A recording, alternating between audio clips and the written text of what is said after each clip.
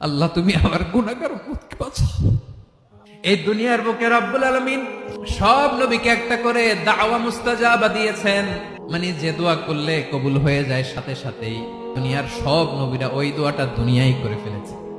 বিশ্বনবী বলবেন, আল্লাহ ওই স্পেশাল দোয়াটা দুনিয়াতে করি নাই, আজকে আমি তোমার দরবারে দাঁড়িয়ে কিয়ামতের দিন ওই দোয়াটা করছি। আল্লাহ আমার যে উম্মতের হৃদয়ে যাররা পরিমাণ ঈমান আছে, আমার একটা উম্মতকেও তুমি জাহান্নামে ঢুকাতে পারবা না। বিশ্বনবী পাগলের মতো একবার হাউজে কাউসারে যাবেন, একবার সিরাতে যাবেন, একবার পুলসিরাতের দিকে, একবার হাউজে কাউসারের দিকে, পাগলের মতো দৌড়াতে থাকবেন। তার কোন গুনাহগার উম্মত যাতে জাহান্নামে ঢুকে না যায়। উম্মতি বিশ্বনবী আমার জন্য কাঁদবেন, আপনার জন্য কাঁদবেন, আমাদের জন্য সেদিন কেঁদে কেঁদে জাহান্নামের দরজায় দাঁড়িয়ে আমাদেরকে টেনে টেনে জান্নাতে ঢুকাবেন।